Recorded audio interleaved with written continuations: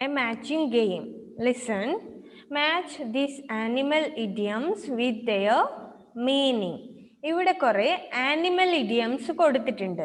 അതായത് ഇംഗ്ലീഷിൽ ഈ മൃഗങ്ങളുമായിട്ട് ആനിമൽസുമായിട്ട് റിലേറ്റഡ് ആയിട്ടുള്ള കുറേ ഇഡിയംസ് ഉണ്ട്. എന്താണ് ഇഡിയംസ്? ഒരു ഭാഷാ ശൈലിയാണത് അല്ലേ? നമ്മൾ പല കാര്യങ്ങളും പറയുന്ന പോലെ നമ്മൾ യൂസ് ചെയ്യുന്ന കുറേ ഇംഗ്ലീഷ് ഇഡിയംസ്, ഭാഷയിലുള്ള കുറേ ശൈലികൾ ഇവിടെ കൊടുത്തിട്ടുണ്ട്. അത് നമ്മൾ എന്ത് ചെയ്യാണ്? അതിൻ്റെ മീനിങ്ങുമായിട്ട് മാച്ച് ചെയ്യുക വേണ്ടത്. നമ്മൾ ചില കാര്യങ്ങൾ പറയുമ്പോൾ ഒരു പ്രത്യേക ശൈലിയിൽ പറയും, അതിനെയാണ് ഇഡിയംസ് എന്ന് പറയുന്നത്. അപ്പം ഇവിടെ കൊടുത്തിട്ടുള്ളതൊക്കെ ആനിമൽ ഇഡിയംസുമാണ്. മൃഗങ്ങളുമായിട്ട് റിലേറ്റഡ് ആയിട്ടുള്ള ഓരോ ശൈലികളാണ് ഇവിടെ കൊടുത്തിട്ടുള്ളത്. അതാണ് നമ്മൾ എന്ത് ചെയ്യേണ്ടത്? അതിൻ്റെ മീനിങ്ങുമായിട്ട് മാച്ച് ചെയ്യേണ്ടത്. ആദ്യത്തെ നോക്കാം അല്ലേ, എന്താണ് ഉള്ളത് എന്നവിടെ ഉള്ളത് നോക്കാം. റെയിനിങ്, എന്താണ് അവിടെ? ക്യാറ്റ്സിന്റെ കുറെ പിക്ചേഴ്സ് ഒക്കെ ഉണ്ട് അല്ലേ? ഇത് വെയിറ്റ്, ആരാണ് ഇതൊന്ന് വായിക്കുക? കൃപ വായിച്ച first one. Raining cat and dog. Raining cats and dogs. ഇത് ഇംഗ്ലീഷിലുള്ള ഒരു ഇഡിയമാണ്, ഭാഷ ശൈലിയാണ് ഇതല്ലേ? എന്താണ്? റെയിനിങ് ക്യാറ്റ്സ് ആൻഡ് ഡോഗ്സ് എന്നുള്ളത്. അപ്പൊ അങ്ങനെ നമ്മൾ പറയുന്നത് എന്തെങ്കിലും ഒരു പ്രത്യേക കാര്യത്തിന് വേണ്ടിയിട്ടായിരിക്കും. അതിന് ഒരു പ്രത്യേക മീനിങ്ങും ഉണ്ടാവും. എന്താണത് എന്നുള്ളതാണ് നമ്മൾ കണ്ടുപിടിക്കേണ്ടത്. റെയിനിങ് ക്യാറ്റ്സ് ആൻഡ് ഡോഗ്സ് എന്ന് നമ്മൾ പറയുമ്പോൾ അത് എന്തിനു വേണ്ടിയാണ്? റെയിനിങ് ഹെവിലി എന്നുള്ളതാണ് അതിൻ്റെ മീനിങ് അല്ലേ? അതായത് നന്നായിട്ട് മഴ പെയ്യുന്നുണ്ടെങ്കിൽ അല്ലേ, നല്ല മഴയാണ്, നന്നായിട്ട് മഴ വരികയാണെങ്കിൽ എന്താണ്? റെയിനിങ് ക്യാറ്റ്സ് ആൻഡ് ഡോഗ്സ് എന്ന് പറയും. ഇംഗ്ലീഷിലുള്ള ഒരു ഇഡിയമാണത്, ഒരു ഭാഷാ ശൈലിയാണത്. So raining cats and dogs means, അതിൻ്റെ അർത്ഥം അങ്ങനെ നമ്മൾ പറയുന്നത് എപ്പോഴാണെന്ന് വെച്ചാൽ നന്നായിട്ട് മഴയുണ്ടാകുമ്പോഴാണ്. Raining heavily. So raining cats and dogs, it is match with raining heavily. Raining heavily എന്നുമായിട്ടുള്ള അതുമായിട്ട് അത് മാച്ച് ചെയ്യുകയാണ് വേണ്ടത് നമ്മൾ. അപ്പോൾ അത് വരച്ചിട്ട് അങ്ങോട്ട് മാച്ച് ചെയ്യാം. Raining cats and dogs is match with raining heavily. നന്നായിട്ട് മഴ പെയ്യുന്നു. കറക്റ്റ് ആണോ? എല്ലാവരും എഴുതിയിട്ടുണ്ടോ അത്? ഓക്കെ. ദെൻ സെക്കൻഡ് വൺ ഒന്ന് വായിച്ചേ ശ്രീദേവി, രണ്ടാമത്തത്.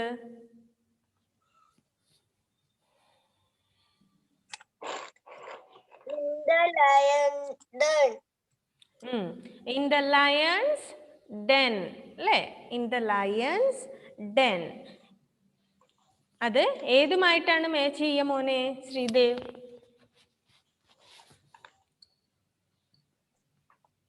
Among enemies.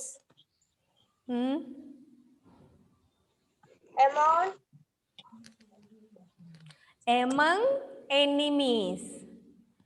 Among ആണ് കേട്ടോ. Among enemies അല്ലേ? അപ്പോ in the lion's den എന്ന ഇംഗ്ലീഷ് ഇഡിയം യൂസ് ചെയ്യുന്നത്, അതിന്റെ മീനിങ് എന്താണ്? Among enemies. ശത്രുക്കളെ നോട്ട് ചെയ്യാൻ വേണ്ടി അല്ലേ, ശത്രുക്കളെ പറയാൻ വേണ്ടിയാണ് അങ്ങനെ നമ്മൾ ഇംഗ്ലീഷിൽ ഈ ഇഡിയം യൂസ് ചെയ്യുന്നത്. In the lions Den is match with among enemies. Okay, among enemies.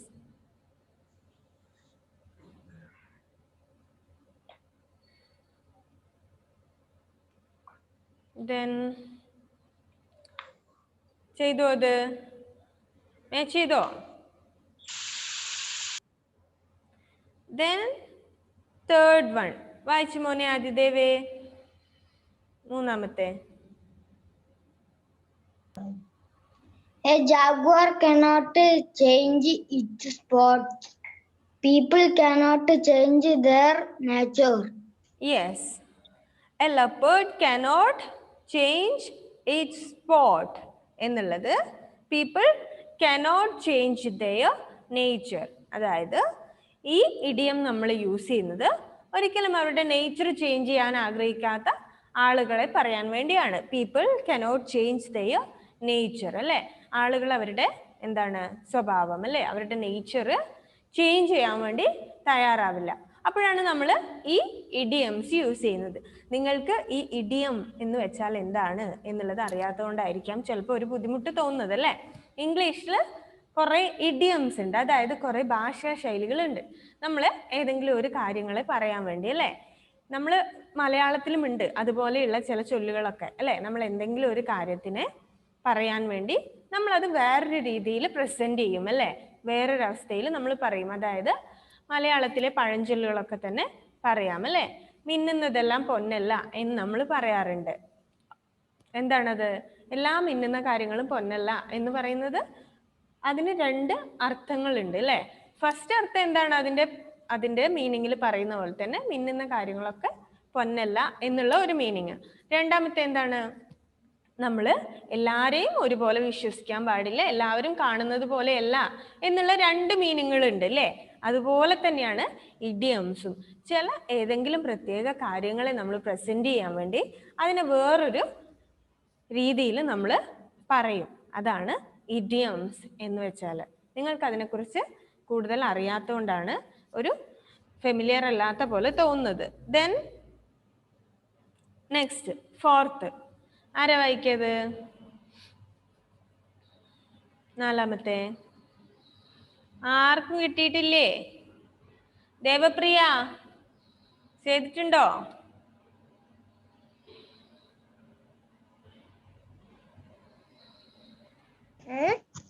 ചെയ്തിട്ടില്ലേ മോളെ? അത് ചെയ്തില്ല. അത് ചെയ്തില്ല. ദെൻ ദേവാഞ്ജനക്ക് കിട്ടിയിട്ടുണ്ട് തോന്നുന്നു. വായിച്ചു മോളെ. Have a whale of a time. Have a whale of a time അല്ലേ. Have a whale of a time. അവിടെ വെയിൽ എന്ന് എഴുതുന്നതിന് പകരം അതിന്റെ ചിത്രം തന്നു, പിക്ചർ തന്നു എന്നേ ഉള്ളൂ എല്ലാത്തിലും. റെയിനിങ് ക്യാറ്റ്സ് ആൻഡ് ഡോഗ്സ് എന്ന് പറയുന്നതിന് പകരം ക്യാറ്റ്സിന്റെയും ഡോഗ്സിന്റെയും പിക്ചേഴ്സ് തന്നു. രണ്ടാമത് കുറെ ലയൺസിന്റെ പിക്ചേഴ്സ് തന്നു. അങ്ങനെ എഴുതുന്നതിന് പകരം അവിടെ പിക്ചർ തന്നു എന്നേ ഉള്ളൂ. ആ പിക്ചർ എന്തിന്റെ ആണോ ആ നെയിമാണ് നിങ്ങൾ അവിടെ കൂട്ടി വായിക്കേണ്ടത്. So have a whale of a time എന്ന് പറഞ്ഞു അല്ലേ. ദെൻ എന്താണ് മോളെ അതിന്റെ meaning? Enjoy yourself thoroughly. Enjoy yourself thoroughly അല്ലേ. Enjoy yourself thoroughly is its meaning അല്ലേ. നമ്മളെപ്പോഴും സ്വന്തം തന്നെ എൻജോയ് ചെയ്യാൻ വേണ്ടി പറ്റണം അല്ലേ. നമുക്ക് നമ്മുടെ സ്വന്തം തന്നെ എൻജോയ് ചെയ്യാൻ വേണ്ടി പറ്റുന്നുണ്ടെങ്കിലേ ബാക്കിയുള്ളതൊക്കെ നമുക്ക് എൻജോയ് ചെയ്യാൻ വേണ്ടി പറ്റൂ. So have a whale of a time എന്നുള്ളതിന്റെ meaning enjoy yourself thoroughly എന്നുള്ളതാണ്. ദെൻ ഫിഫ്ത്ത് വൺ അത് നമ്മൾ ചിലപ്പോൾ നിങ്ങൾക്ക് കുറച്ചെങ്കിലും ഒരു ഫെമിലിയർ ആയിട്ടുള്ള ഒന്നായിരിക്കും. അത് അഞ്ചാമത്തെ എന്താണ് അശ്വിൻ? ഫിഫ്ത്ത്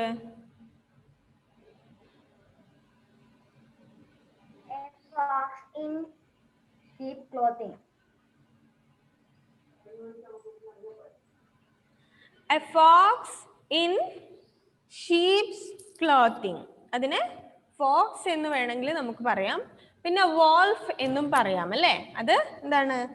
ആട്ടിൻ തോലിട്ട ചെന്നായ എന്നൊക്കെ നമ്മൾ മലയാളത്തിൽ പറയുന്നതിന്റെ സെയിം മീനിങ് ആണ്. നിങ്ങൾ കേട്ടിട്ടുണ്ടോ അങ്ങനെ? ആട്ടിൻ തോലിട്ട ചെന്നായാണ് എന്നൊക്കെ ചില ആളുകളെ കുറിച്ച് പറയുന്നത് നിങ്ങൾ ചിലപ്പോൾ കേട്ടിട്ടുണ്ടാവില്ല, പക്ഷെ നിങ്ങളുടെ അച്ഛനും അമ്മയ്ക്കും ഒക്കെ അറിയായിരിക്കും. ഫോക്സ് എന്ന് പറയാം, പക്ഷെ കുറച്ചുകൂടെ നമുക്ക് വേണമെങ്കിൽ വോൾഫ് എന്നും പറയാം അല്ലേ. A wolf in sheep's clothing എന്ന് പറയുന്നതാണ്. അതായത് ഒരാള് എന്താണ് പുറമെ അവര് നല്ല നല്ല പെരുമാറ്റവും നല്ല ഇതുമൊക്കെ ആയിരിക്കും അല്ലേ. നമ്മൾ ഒരാളെ കാണുമ്പോൾ ചിലപ്പോൾ അവർ നമ്മളോട് നല്ല രീതിയിൽ നല്ല മാന്യമായിട്ടൊക്കെ പെരുമാറുന്നുണ്ടാവും, പക്ഷെ അവരുടെ മനസ്സിന്റെ ഉള്ളിൽ എന്തായിരിക്കും?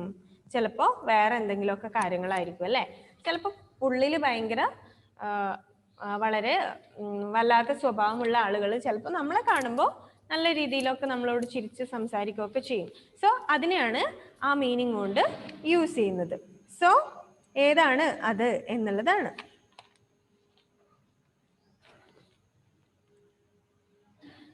ദെൻ നമ്മൾ പറഞ്ഞത് ഫിഫ്ത്ത് ആണല്ലേ. ഏതാണ് അതിന്റെ മീനിങ് ഏതാണ് Ashwin?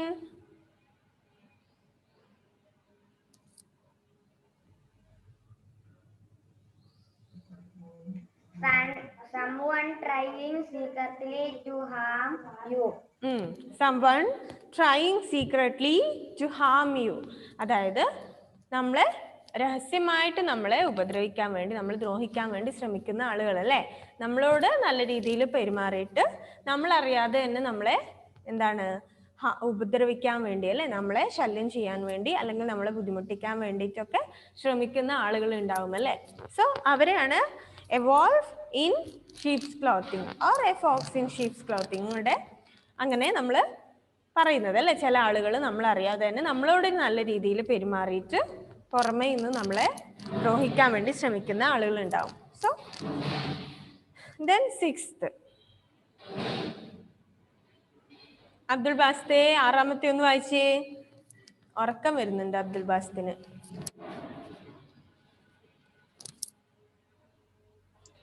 Going to dog. Going to the Dog. dogs. Going to the dogs. എന്താണ് അതിന്റെ മീനിങ്? എവിടെയാണ് അത് മാച്ച് ചെയ്യേണ്ടത്?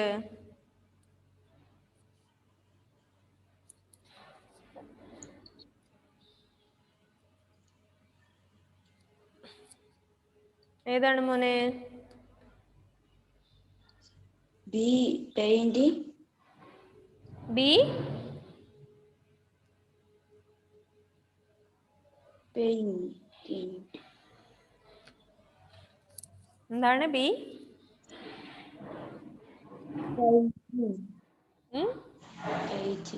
അതൊന്ന് വായിച്ച നന്നായിട്ട് എന്താണെന്ന്. Be painting.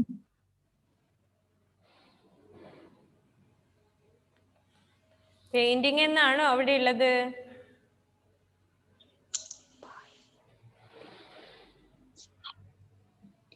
Petting.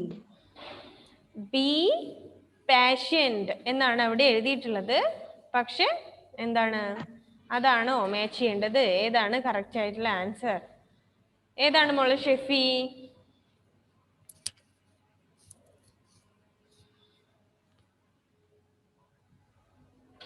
പറഞ്ഞ മോളെ ഷെഫി, അൺമ്യൂട്ടായി.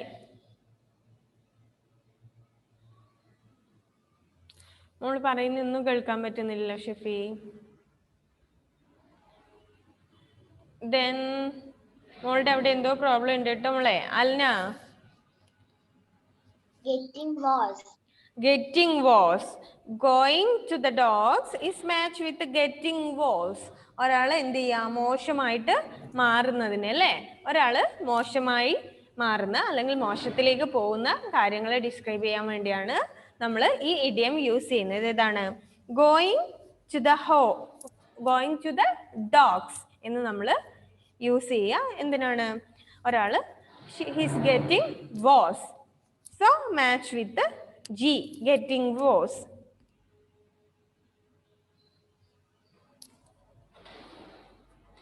Then last one.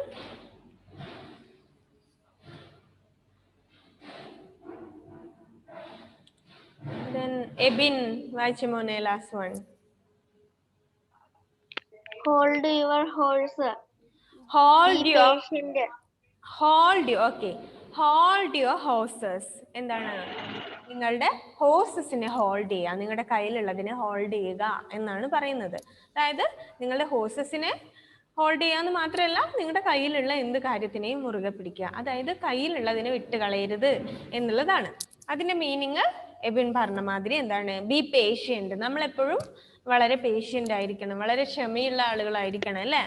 നമ്മൾ പലപ്പോഴും പല കാര്യങ്ങൾക്കും എടുത്തു ചാടി പോവാറുണ്ട്. സോ അതിനെയാണ് ഈ ഹോൾഡ് യുവർ ഹോഴ്സസ് എന്നുള്ളത് കൊണ്ട് ഉദ്ദേശിക്കുന്നത്. ആദ്യം നമ്മുടെ കയ്യിലുള്ളതിനെ നമ്മൾ സേഫ് ആക്കുക അല്ലേ. നമ്മൾ ചിലപ്പോൾ എന്തെങ്കിലുമൊക്കെ കാണുമ്പോൾ നമ്മുടെ കയ്യിലുള്ളത് കൂടി കളഞ്ഞിട്ട് അതിൻ്റെ പുറകെ പോവും. പക്ഷെ അതെന്താണ്? നമ്മുടെ കയ്യിലുള്ളതും പോവും, നമ്മൾ പോയ എന്തിനു വേണ്ടിയാണോ നമ്മൾ പോയത് അതും നമുക്ക് കിട്ടണം എന്നില്ല. സോ അതിന് പറയാൻ വേണ്ടിയാണ് ഈ ഹോൾഡ് യുവർ ഹോഴ്സസ് എന്നുള്ള ഇഡിയം യൂസ് ചെയ്യുന്നത്. അതായത് നിങ്ങളുടെ കയ്യിലുള്ളതിനെ നിങ്ങൾ എപ്പോഴും സേഫ് ആയിട്ട് വെക്കുക, മുറുകെ പിടിക്കുക. അത് കഴിഞ്ഞിട്ടാണ് എന്ത് മറ്റൊന്നിന്റെ പുറകെ നമ്മൾ പോകേണ്ടത് അല്ലേ. So hold your horses means B patient. എപ്പോഴും നമ്മൾ വളരെ പേഷ്യൻ്റ് ആയിട്ട് ഇരിക്കണം, വളരെ ക്ഷമയുള്ള ആളുകളായിട്ട് ഇരിക്കണം എന്നുള്ളത് യൂസ് ചെയ്യാൻ വേണ്ടിയാണ് അത് പറയുന്നത്. ഓക്കെ, ദെൻ നമുക്ക് ഏതെങ്കിലും മിസ്റ്റേക്ക് വന്നവരുണ്ടെങ്കിൽ നന്നായിട്ട് ഒന്ന് ശ്രദ്ധിക്കുക, മനസ്സിലാകാത്തതുണ്ടെങ്കിലും ചോദിക്കാം. First one, raining cats and dogs is match with raining heavily. We using this idiom for saying there is heavy rain. അവിടെ നല്ല മഴയുണ്ട് അല്ലെങ്കിൽ നന്നായി മഴ പെയ്യുകയാണ് എന്നുള്ളത് പറയാൻ വേണ്ടിയാണ് നമ്മൾ ഏത് യൂസ് ചെയ്യാം, raining cats and dogs use ചെയ്യാം. Then second one, in the lion's den. In the lion's den. It is with among enemies. It is among enemies. And third one, a leopard cannot change its spot. Third one, and it is matched with the people cannot change their nature. We say this idiom for who are the people cannot change their nature. And fourth, have a veil of a time. Fourth, have a veil of a time എന്നുള്ളതാണ്. It is matched with enjoy yourself thoroughly is matched with having a veil of a time.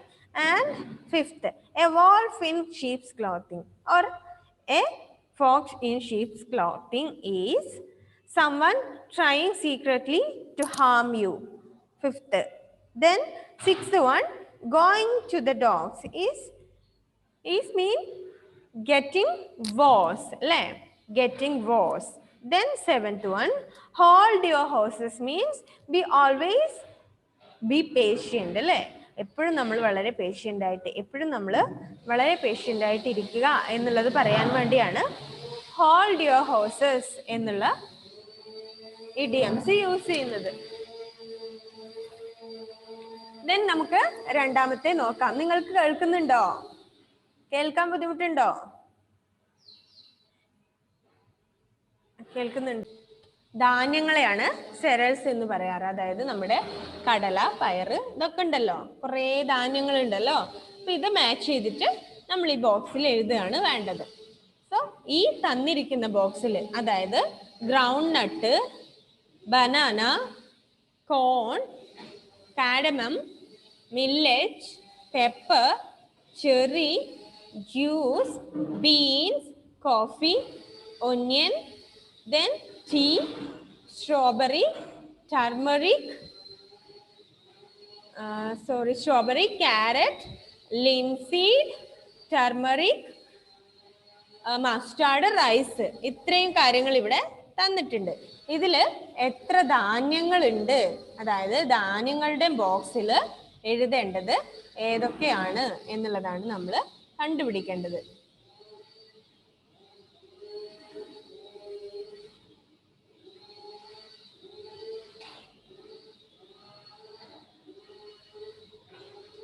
അതൊന്ന് നോക്കിയേ, അതിൽ ഏതൊക്കെ ധാന്യങ്ങളുണ്ട്, ധാന്യങ്ങളുടെ ബോക്സിൽ categorise ചെയ്യാൻ ഏതൊക്കെ നിങ്ങൾക്ക് കിട്ടിയിട്ടുണ്ട്, ഏതൊക്കെ ഉണ്ട് ആദിദേവേ? റൈസ്, മില്ലറ്റ്,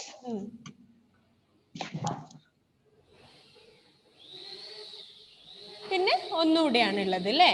3 എണ്ണം വീതമാണ് എല്ലാത്തിലും ഉള്ളത്. റൈസ്, മില്ലറ്റ്, പിന്നെ ഒന്നുകൂടെ ഉണ്ട്, ഒരു ധാന്യം കൂടെ ആ കൂട്ടത്തിലുണ്ട്. 2 എണ്ണേ കിട്ടിയിട്ടുള്ളൂ മോനെ? Okay, no problem. Then Devanjana ഏതാണ് മോളെ? Rice, millet, turmeric. Rice, millet, turmeric ആണോ? ടർമറിക് ആണോ? ടർമറിക് എന്താണ്? ടർമറിക് അല്ല കേട്ടോ മോളെ, വേറൊരു കാര്യം കൂടെയാണ്, നിങ്ങൾക്ക് അറിയാവുന്ന കാര്യമാണ്, അറിയാവുന്ന ഒരു ധാന്യമാണ്. എന്താണ് മോളെ ഷെഫി?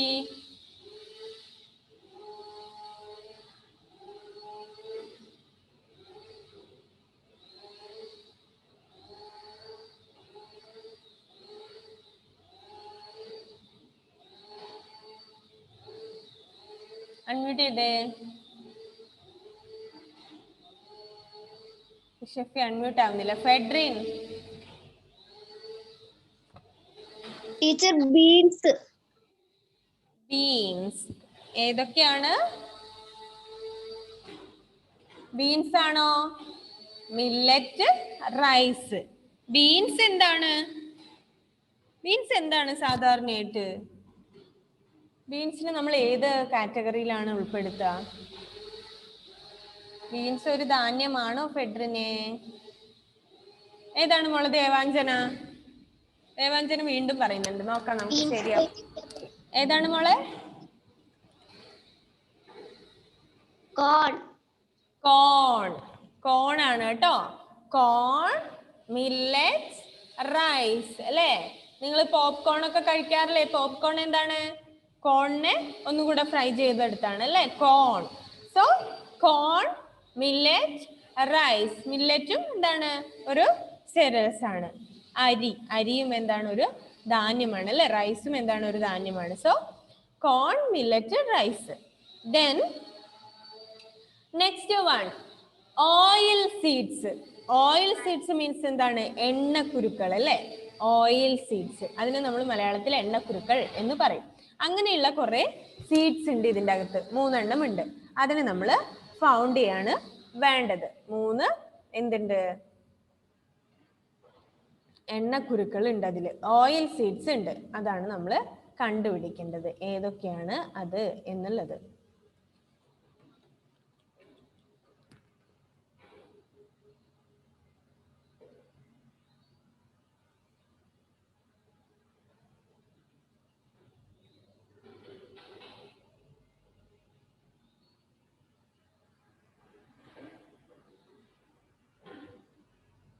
Then കേൾക്കുന്നില്ലേ മക്കളെ?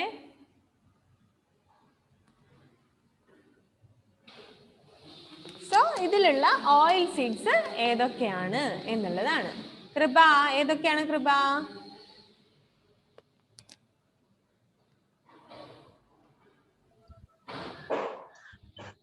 Groundnut, linseed, mustard. Groundnut, linseed, mustard. ഇതൊക്കെ എന്താണ്? എണ്ണക്കുരുക്കളാണ് അല്ലെ? Groundnut, linseed and mustard. So it is categorized with the oil seeds. Either groundnut, linseed, mustard. These 3 are oil seeds. Then next, spices. Spices. ഏതൊക്കെയാണ് അല്ല spices? ഇതില് സുഗന്ധദ്രവ്യങ്ങൾ ഉണ്ട് അല്ലെ? കുറെ സ്പൈസസ് ഉണ്ട്. Turmeric, pepper, cardamom. Turmeric, pepper and cardamom. ഇതൊക്കെ എന്താണ്? സ്പൈസസ് ആണ് അല്ലെ? നമ്മള് നമ്മുടെ കറിയിലും അല്ലെങ്കിൽ നമ്മൾ പായസം ഉണ്ടാക്കുമ്പോഴും അങ്ങനെ പല കാര്യങ്ങളിലും നമ്മൾ നമ്മുടെ ഈ സ്പൈസസ് ആഡ് ചെയ്യും അല്ലെ? സ്പൈസസ് ആഡ് ചെയ്താൽ മാത്രമാണ് നമ്മുടെ ഫുഡ് ഐറ്റംസ് കൂടുതൽ ടേസ്റ്റി ആയിട്ട് നമുക്ക് ഫീൽ ചെയ്യാം. സോ ഈ സ്പൈസസ് ഏതൊക്കെയാണ് ഇതിലുള്ളത്? Cardamom, pepper, turmeric. Cardamom, pepper and turmeric. These 3 are spices. Then അത് 3 അടി വേണോ അൽന? Okay, then സിനാൻ വായിച്ചേ. അതിൽ ഏതൊക്കെ ഫ്രൂട്ട്സ് ഉണ്ട് Sinan? Sinan, can you hear me? Unmute ചെയ്തേ. Cherry, banana,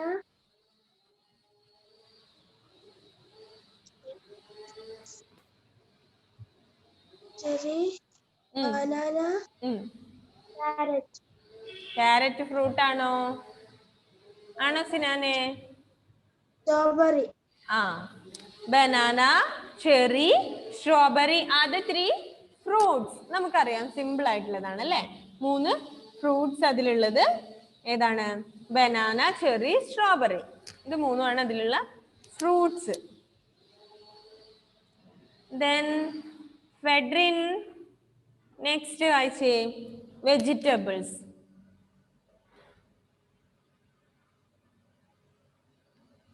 ഇതൊക്കെയാണ് വെജിറ്റബിൾസ് അതിലുള്ളത്.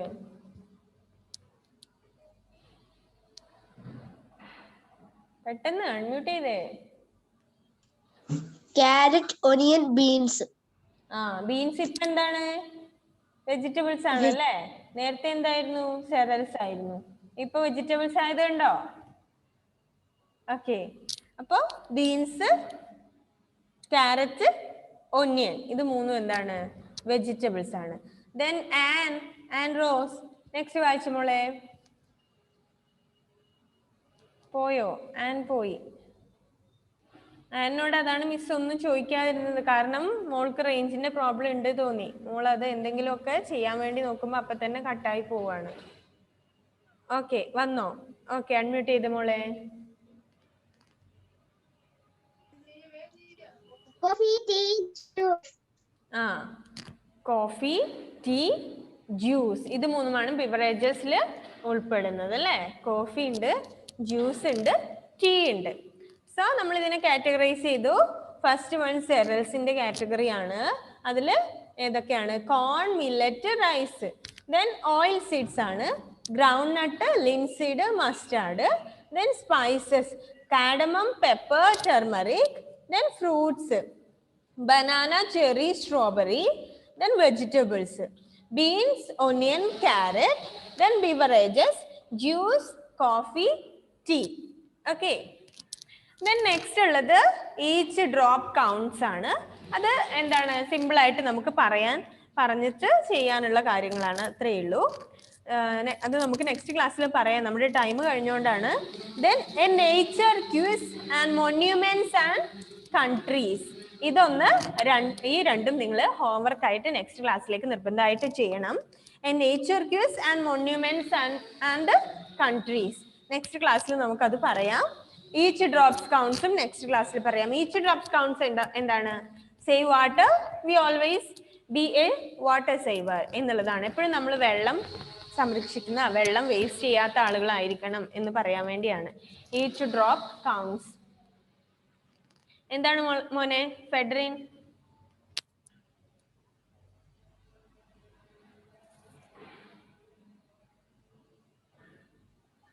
ടീച്ചർ ഏതാ ടീച്ചർ ഹോംവർക്ക്? അതായത് നെക്സ്റ്റ് പേജിൽ ഈച്ച് ഡ്രോപ്സ് കൗണ്ട്സ് എന്ന് പറഞ്ഞിട്ട് കണ്ടോ? 219 പേജിൽ ഫുഡ് ഫ്രം പ്ലാന്റ്സ് കഴിഞ്ഞിട്ട് തൊട്ടപ്പുറം അത് നമ്മൾ നെക്സ്റ്റ് ക്ലാസ്സിൽ പറയുമ്പോൾ നിങ്ങൾക്ക് ഹോംവർക്ക് ആയിട്ട് ചെയ്യാനൊന്നുമില്ല. ദെൻ അത് കഴിഞ്ഞിട്ട് 220 a nature quiz, monuments and countries. കണ്ടോ? അത് രണ്ടുമാണ് ഹോംവർക്ക് കേട്ടോ. ദെൻ ബാക്കിയുള്ളത് നമുക്ക് നെക്സ്റ്റ് ക്ലാസ്സിൽ പറയാം. പിന്നെ നിങ്ങളുടെ എക്സാമിന്റെ കാര്യമാണ് അല്ലേ. നിങ്ങൾക്ക് ഏപ്രിലായിരിക്കും മിക്കവാറും എക്സാം.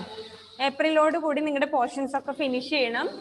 അപ്പോൾ ഈ മാസം തന്നെ സെക്കൻഡ് ക്ലാസ് വരെയുള്ള ക്ലാസ്സുകൾക്ക് എക്സാം ഉണ്ട്. നിങ്ങൾ അറിഞ്ഞിട്ടുണ്ടാവുമല്ലോ, നിങ്ങളുടെ അനിയനും അനിയത്തിയും ഒക്കെ ഉണ്ടാവും ചിലപ്പോൾ. അപ്പോൾ LKG മുതൽ സെക്കൻഡ് ക്ലാസ് വരെ ഈ മാർച്ചോട് കൂടി അവരുടെ ക്ലാസ് ഒക്കെ കഴിയും. പിന്നെ ഏപ്രിലിൽ നിങ്ങൾക്ക് കുറച്ചധികം ക്ലാസ്സുകൾ ചിലപ്പോൾ ഉണ്ടാവും. എന്താണെന്ന് വെച്ചാൽ മറ്റുള്ളവരൊക്കെ പോയി കഴിയുമ്പോൾ സെക്കൻഡ് ക്ലാസ് വരെ പോയല്ലോ, പിന്നെ അവരുടെ ഒരു ടൈം കൂടി നമുക്ക് കിട്ടും. നമ്മുടെ പോർഷൻസ് ഒക്കെ കഴിയണമെങ്കിൽ ചിലപ്പോൾ ഇപ്പൊ നിങ്ങൾക്ക് ദിവസം ഒരു ക്ലാസ് ആണ് ഉള്ളതെങ്കിൽ ചില ദിവസം ഒന്നോ രണ്ടോ മൂന്നോ ക്ലാസ്സുകൾ ചിലപ്പോൾ ഇപ്പൊ ഉണ്ടാവും അല്ലേ. അപ്പൊ അങ്ങനെയാണെങ്കിൽ അതിനേക്കാൾ ഒന്നോ രണ്ടോ ക്ലാസ്സുകൾ അധികം വരും നെക്സ്റ്റ് മന്ത് വരുമ്പോൾ. അങ്ങനെയാണെന്ന് മിസ്സിന് തോന്നുന്നു. സോ അപ്പൊ എന്ത് ചെയ്യുക? കുറച്ചധികം കാര്യമായിട്ട് പഠിക്കുക. ഇതുവരെ കഴിഞ്ഞ എക്സാം പോലെയല്ല, വരാൻ പോകുന്നത് സെമസ്റ്റർ എക്സാം ആണ്. നന്നായിട്ട് പഠിക്കാത്ത ഒരാളും 5th പോയില്ല കേട്ടോ. അപ്പൊ എന്ത് ചെയ്യാ? നന്നായിട്ട് പഠിക്കാൻ തുടങ്ങുക, ഇപ്പോഴേ തന്നെ തുടങ്ങുക. കാരണം ഗൂഗിൾ ഫോം